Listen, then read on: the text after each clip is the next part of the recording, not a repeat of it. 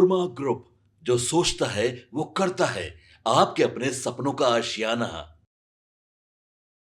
नमस्कार, बहुत बहुत स्वागत करते हैं। आप भारत लाइव देख रहे हैं। जैसा कि आप जानते हैं कि बिहार में चुनाव होने वाला है और चुनाव की शुरुआत और उसकी घोषणा से पहले बिहार एक तरह से समझिए तो राजनीतिक कुरुक्षेत्र बन गया है। लगातार कई तरह की बातें सामने आ रही हैं और हर दल अपने हिसाब से तैयारी कर रहा है। तो वहीं आपको बता दें कि दोनों ही गठबंधन के साथ साथ तीसरा कोण भी पैदा होने लगा है और तीसरे कोण को लेकर के जो बातें कही जा रही है उसमें कहा यह जा रहा है कि एक बड़ा ट्विस्ट होने वाला है। खास करके अगर देखा जाए तो लड़ाई अब तक आपने देखा होगा कि बिहार में द्विपक्षीय होती थी। 2020 में अलग से चिराग पासवान और उपेंद्र कुशवाहा के लड़ने के कारण कुछ परिस्थितियां बदली, जिसका असर भी दिखा और बड़ी मुश्किल से सत्ता प्राप्त करने के लिए एनडीए गठबंधन को मशक्कत करनी पड़ी। लेकिन खैर, इन सारी बातों के साथ साथ 2025 का चुनाव एक अलग चुनाव होने की स्थिति है और इसमें दोनों गठबंधन आमने सामने थे और जितने सर्वे रिपोर्ट आ रहे थे वो यही बता रहे थे कि नीतीश कुमार और तेजस्वी यादव के साथ अब जो उनके गठबंधन के साथी हैं वो मजबूती के साथ उनका हाथ बुलंद कर रहे हैं। लेकिन बीच में पिछले 2 महीने से जो चीज़ें देखने को मिल रही हैं उसमें साफ नज़र आ रहा है कि दोनों गठबंधन की दूरियां कहीं ना कहीं धीरे से बढ़ती नज़र आ रही है। गठबंधन के भीतर जहां एक तरफ एनडीए गठबंधन मजबूत दिखाई दे रहा है, वहीं महागठबंधन में सीटों को लेकर के और उस समझौते को लेकर के कांग्रेस और राष्ट्रीय जनता दल में तलवारें खिंच गई हैं। खैर, इन सारी बातों के साथ साथ चुनाव आयोग ने मतदाता सूची को विशेष गहन पुनरीक्षण भी कर दिया है और फाइनल लिस्ट आ गई है। अंतिम मतदाता सूची जारी कर दी गई है और जल्दी ही बिहार विधानसभा चुनाव की घोषणा भी कर दी जाएगी। अक्टूबर महीने के पहले सप्ताह में किसी भी दिन, जैसा कि आपको पता भी होगा कि मुख्य चुनाव आयुक्त जो है वो बिहार आने वाले हैं और उसके बाद चुनाव की घोषणा कर दी जाएगी। इस चुनाव में कई करिश्मे की बात कही जा रही है। क्या नरेंद्र मोदी चुनावी करिश्मा कर पाएंगे?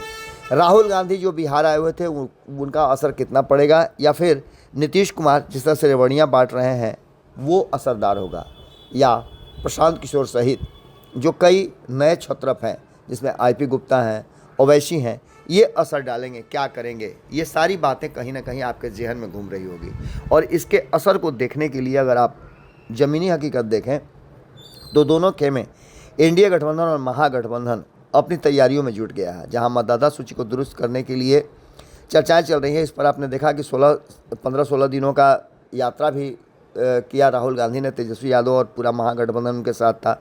वोट चोरी की बात की जा रही थी, लेकिन ये मामला और ये प्लान उनका पूरी तरह से ध्वस्त साबित हुआ। पिछली बार चुनाव की बात करें तो पिछली बार से बिल्कुल अलग चुनाव होने वाला है, क्योंकि एनडीए गठबंधन में जो 5 साथी हैं वो पिछले चुनाव में एक दूसरे के विरुद्ध चुनाव लड़ रहे थे। उसमें से कई ऐसे हैं जो अलग से चुनाव लड़ रहे थे और जिसकी आपको जानकारी होगी भी, जिसका असर भी देखने को मिला था। लेकिन 2025 में परिस्थितियां बदली हैं।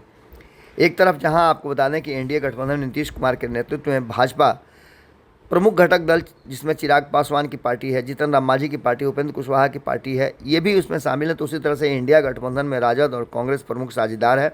वाम दल मुकेश सहनी वीआईपी इसमें शामिल है। हाल ही में चिराग पासवान के चाचा पशुपति कुमार पारस ने भी इससे जुड़ने की बात कही है। हालांकि और लोगों के जुड़ने की बात की जा रही थी, लेकिन आपको बता दें कि अभी तक ये फाइनल नहीं हो पाया है। पिछले चुनाव में 75, 74 और 43 सीटों पर ये तीनों जो मुख्य दल हैं वो आए थे।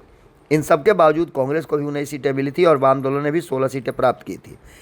लेकिन इस बार के चुनाव को कुछ अलग चुनाव कहा जा रहा है। 243 सीटों पर होने वाले इस बिहार विधानसभा चुनाव को लेकर के सरगर्मी भी बढ़ गई है। नीतीश और मोदी के साथ साथ तेजस्वी और राहुल की जोड़ी आमने सामने चुनाव लड़ रही थी और इसी को लेकर के इस बार भी कहा जा रहा था कि चुनाव होगा। लेकिन अचानक से प्रशांत किशोर, आईपी गुप्ता और ओवैसी ने इस पूरे चुनाव को दिलचस्प बना दिया है। आपको बता दें कि एक तरफ जहां सीट शेयरिंग का समझौता तो एनडीए में भी फंसा हुआ है, लेकिन लग रहा है जिस तरह का एनडीए के घटक दल आपस में सामंजस्य बिठाने की कोशिश कर रहे हैं और भारतीय जनता पार्टी के साथ साथ जनता दल यूनाइटेड भी एक दूसरे के साथ सामंजस्य बिठाने की बात कह रहा है, उससे साफ लग रहा है कि ये सुधर जाएगा और उनमें सीट शेयरिंग का समझौता हो जाएगा। लेकिन जीतन राम मांझी कम से कम 20 से 40 सीट मांगना, उपेंद्र कुशवाहा का भी 20 से 40 सीट और 2015 की तरह सीट शेयरिंग का समझौता करने की बात कहना, ये सभी बातें कहीं ना कहीं परेशान कर रही हैं। तो वहीं 30 से लेकर के 40 सीटों तक चिराग पासवान का भी डिमांड है, लेकिन सभी को पता है कि ये संभव नहीं है। टारगेट भी 225 का अचीव करने की बात की गई है, तो उसको लेकर के सबको थोड़ा थोड़ा सेक्रीफाइस करना पड़ेगा। ये बात सभी घटक दल जानते हैं। ऐसे में आपको बता दें कि एक तरफ जहां एनडीए गठबंधन सब कुछ ठीक होने की बात कर रहा है, साथ में बैठ भी रहा है, तो वहीं आपको बता दें कि महागठबंधन भी अपनी तैयारियों में जुटा हुआ है। दिल्ली में तेजस्वी यादव और राहुल गांधी की बैठक होनी है। इसको लेकर के वाम दल और वीआईपी भी अपनी अपनी डिमांड सामने रख चुके हैं। 2020 में महागठबंधन में मुकेश सहनी की वीआईपी बाहर हो गई थी और इसके साथ साथ उसने एनडीए गठबंधन का दामन थाम लिया था। इस बार वो तेजस्वी यादव के साथ हैं, 2024 के चुनाव में भी रहे हैं और 2024 के चुनाव में तेजस्वी यादव के साथ साये की तरह वो काम करते रहे हैं। आपको बता दें कि सबसे बड़ी बात यह है कि इस बार खास करके जो 2023 में जातीय जनगणना कराई गई बिहार सरकार के द्वारा, उसको लेकर के भी अब कहा जा रहा है कि अति पिछड़ा को लेकर के एक अलग तरह का स्ट्रेटजी दोनों ही खेमे में बनाया जा रहा है।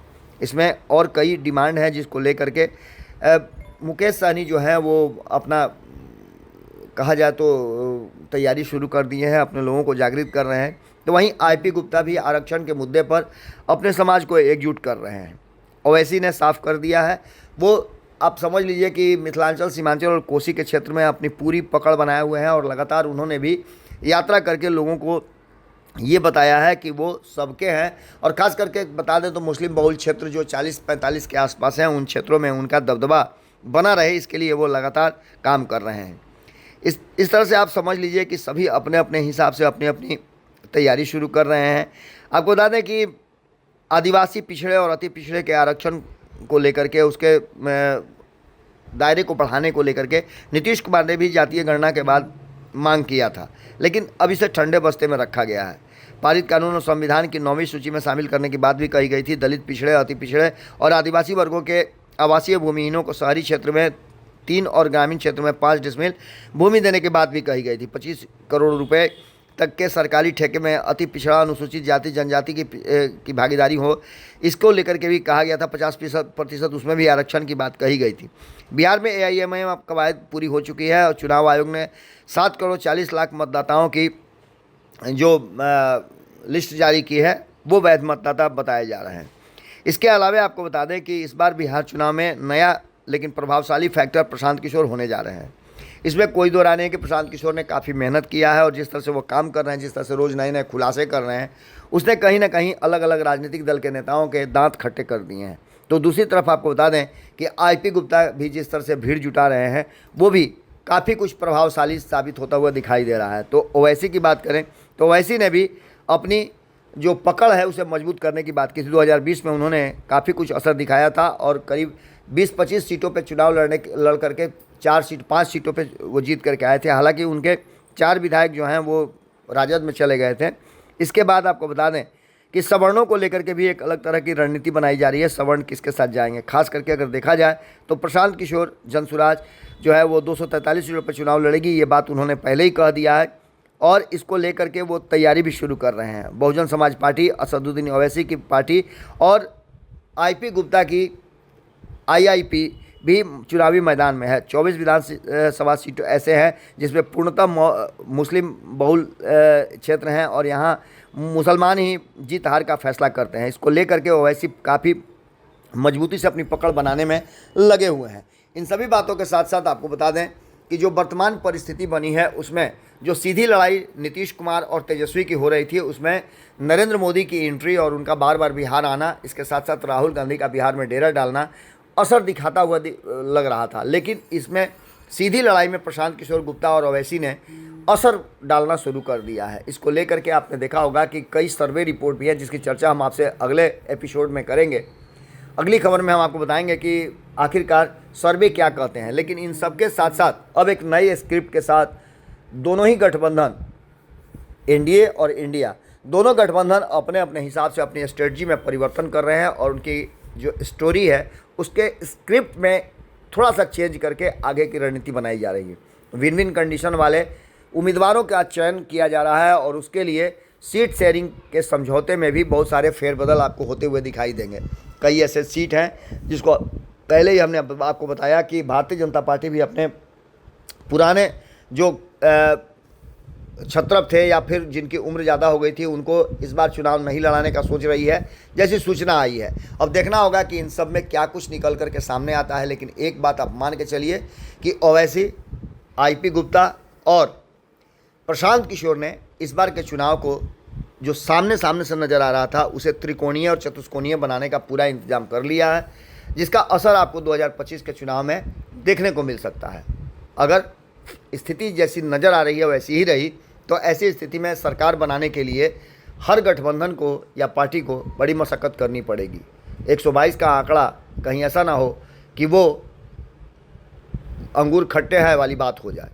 देखना होगा कि क्या कुछ निकल के सामने आता है और कितना असर ये दिखा पाते हैं। जो बाकी के छत्रप हैं, इन्हीं पर सारा खेल टिका हुआ है 2025 के चुनाव का। जुड़े रहिएगा भारत लाइव के साथ, खबरों का सिलसिला लगातार जारी है। बहुत बहुत धन्यवाद। आपके सपनों को हमने सजाया है, ई होम्स पैनोरामा को हमने बनाया है। ई होम्स मेरा एक सपना था जिस पे मैं पिछले 4 साल से काम कर रहा था। हमने जो बनाया है वो सबने है माना। ई होम्स पैनोरामा में हो आपका भी आशियाना। और फाइनली हमने 2021 में इस प्रोजेक्ट को लॉन्च किया। बहुत लोग अप्रिशिएट कर रहे हैं कि पूर्णिया जैसे शहर में, बिहार के, एक तो बिहार की बात करें उसमें भी पूर्णिया जैसे छोटे जगह में इस तरह का लाइफस्टाइल देना, ये सुन के हम लोगों को बहुत अच्छा लगता है। ई होम्स में हमने कुछ और भी किया है, जैसे हम जिस जगह में रह रहे हैं हमारे फैमिली सिक्योर हो, उनको सिक्योरिटी का ध्यान में रखा है। आपकी सुविधा और सुरक्षा आपके लिए खास है, ये आपका विश्वास है। इसमें आर्टिफिशियल इंटेलिजेंस का 7 लेयर सिक्योरिटी का हमने इस्तेमाल किया है। लस ग्रीन कैंपस को बनाया है। यदि हमारा बाउंड्री वाल है तो वो वर्टिकल गार्डन है। ये जितनी भी फैसिलिटी होता है एक इंटरनेशनल टाउनशिप में ई होम्स है, ये हम लोग विश्वास नहीं कर पा रहे हैं। जो भी हमारे मित्र, दोस्त या जो भी हमारे बाहर के बाहर आते हैं तो हम लोगों को बहुत अच्छा सुनने को मिलता है और बहुत अच्छा क्रेडिट मिल रहा है। वो सारा हमने सिर्फ एक बिल्डिंग नहीं बनाया, हमें एक बहुत अच्छा लाइफस्टाइल दिया ई होम्स में, और मेरा एक सपना था जिसको मैं आज फुलफिल होते हुए देख रहा हूँ। ये आपका आवास है। ई होम्स पैनोरामा में अब आपका निवास है। E Homes Panorama, luxurious lifestyle redefined. Panorama group, जो सोचता है वो करता है। अगर ये वीडियो पसंद आई और वह बिहार के राजनीति और बिहारियत से सरोकार रखेनी तो सब्सक्राइब बटन दबा के चैनल के सब्सक्राइब कर ली। ओजे एगो घंटी बा, ओकरा बटन दबा देला से कुल सटीक और मारक खबर रुआ मुफ्त में मिल जाई। अगर रुआ पत्रकारिता के हमनी के नया प्रयोग में सहयोग कर चाहतानी तो ज्वाइन बटन दबा दी। पेटीएम नंबर नोट कर ली 9386 816 700।